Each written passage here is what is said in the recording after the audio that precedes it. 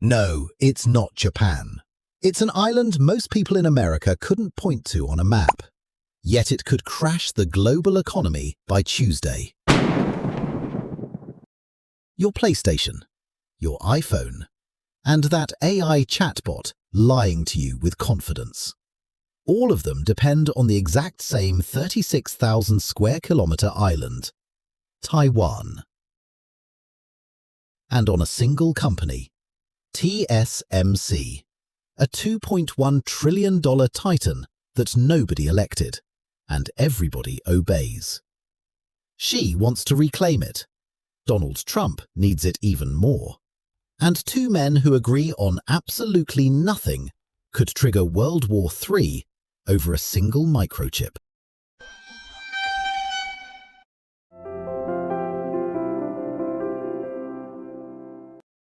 A photograph from a company sports day in Hsinchu, taken sometime in late 2025, shows two men standing close together under a banner strung between folding chairs and paper lanterns.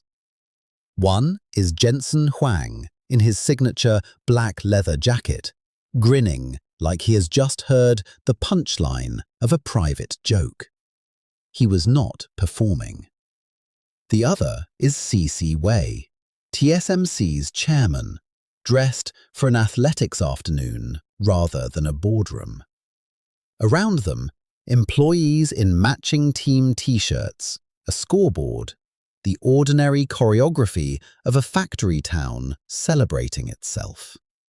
Nothing here announces itself as the center of the modern economy. And that is precisely the point worth sitting with. At that same event, Huang told the crowd what he has repeated in boardrooms and earnings calls for years, that TSMC is the pride of the world, and that without it, there is no NVIDIA. This was not flattery for an audience of factory workers.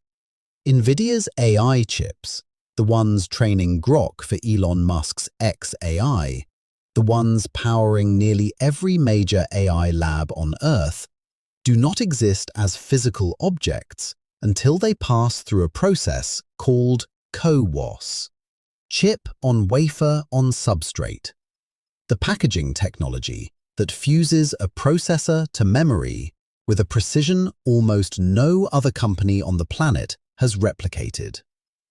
TSMC controls it. NVIDIA depends on it. The dependency is not metaphorical. Elon Musk has tried to escape this arrangement before.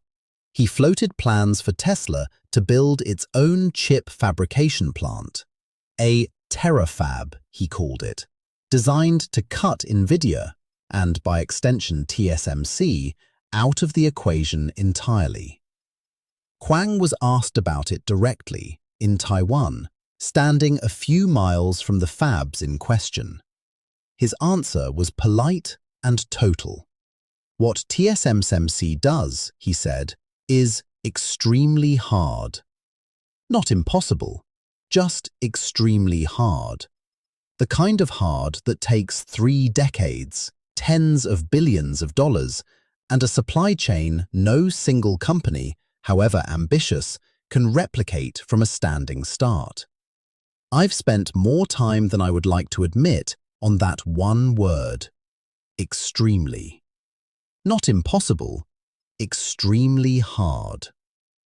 It is the sentence of a diplomatic man pointing at someone else's blind spot. And Musk's blind spot belongs to almost everyone currently building the future of artificial intelligence. The executives writing checks for 100,000 GPUs, promising investors that compute is destiny, do not control the single input that decides whether any of it ships on schedule. They can raise $6 billion in a weekend. They cannot manufacture a single advanced wafer. Not one.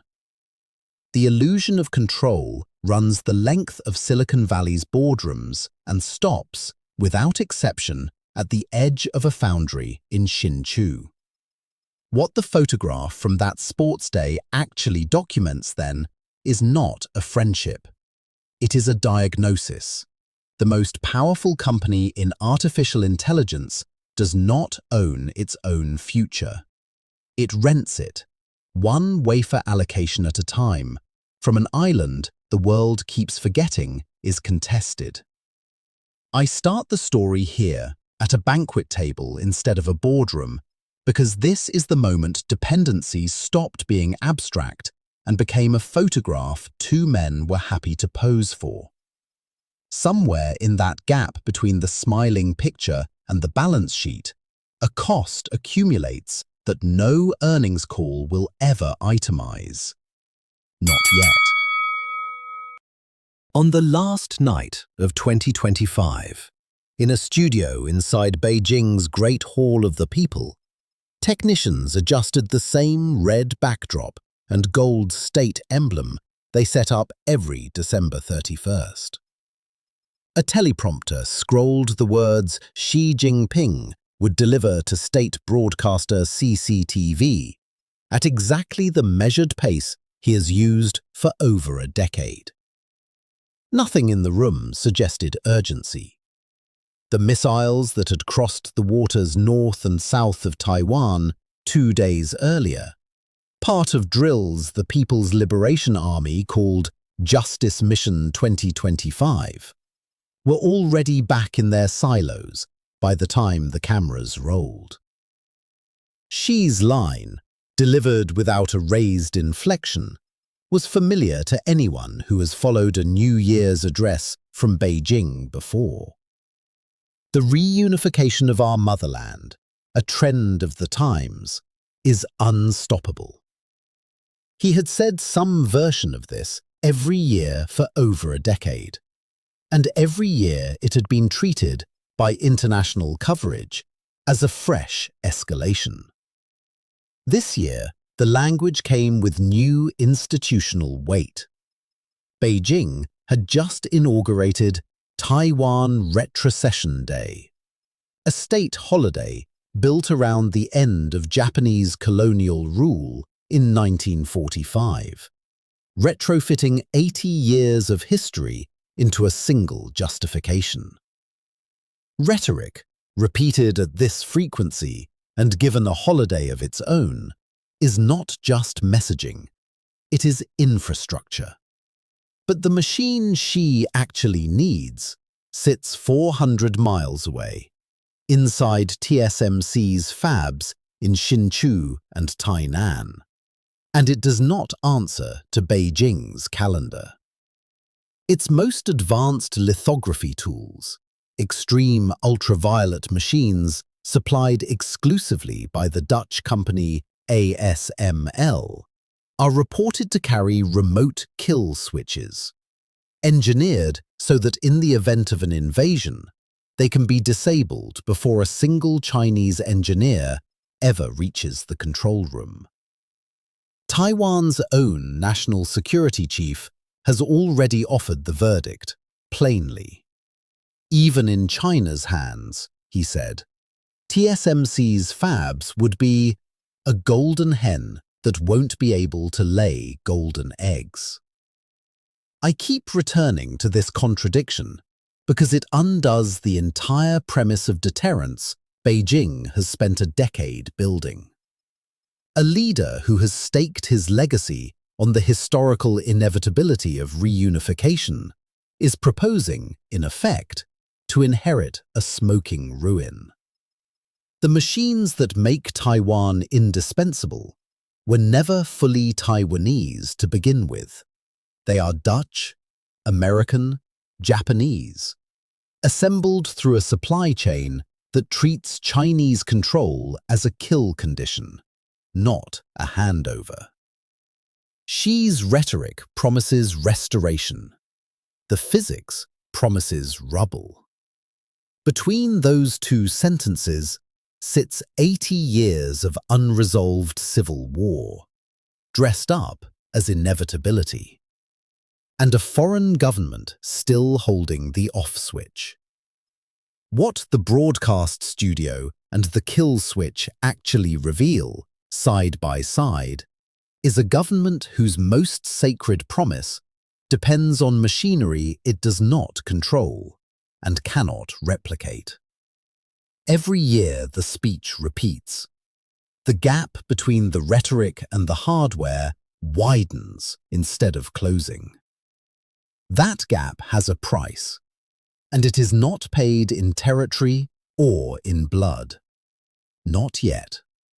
It is paid in the credibility of every institution that has told its own people for 3 generations that the outcome was never in doubt. On March 3, 2025, in a room with blue curtains and gold trim inside the White House, Donald Trump stood beside CC Wei and shook his hand for the cameras. Wei, TSMC's chief executive, wore the stiff posture of a man more comfortable inside a clean room than a press pool. The cameras loved it. Behind them, a podium carried the presidential seal, and somewhere off-frame, aides had already printed the number they wanted repeated by every outlet covering the announcement. $100 billion. That figure brought TSMC's total American investment to $165 billion, and Trump called the deal a tremendous move by the most powerful company in the world. 2 months later, TSMC sent a quieter document to Washington, a letter to the Department of Commerce warning that new tariffs on imported chips could backfire against the very reshoring effort the White House was celebrating. No handshake accompanied that letter. It simply sat in a government inbox, contradicting the applause from March in 11 paragraphs of careful, unglamorous prose. By August, the number had grown again. 300 billion, Trump told CNBC, though TSMC would not confirm it or deny it. He had by then also accused Taiwan more than once of having stolen the American chip industry, a charge aimed at the same company he kept calling powerful and generous in the same breath. What never changed through every figure and every accusation was the ceiling Taipei itself had set.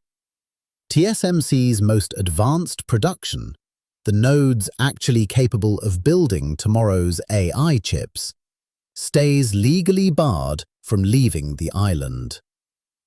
Arizona gets the investment. Taiwan keeps the edge. What does it cost a president to call the same company a thief and a savior inside one election cycle? Trump's language toward TSMC never settled into a single register. Betrayal at one podium, gratitude at another, sometimes both in the same afternoon. An analyst tracking the pattern named it plainly: start absurdly high, then negotiate down. The accusation and the investment announcement were never contradictory. They were the same tactic. Both were leverage. And leverage, unlike loyalty, does not require the number to be true, only repeated.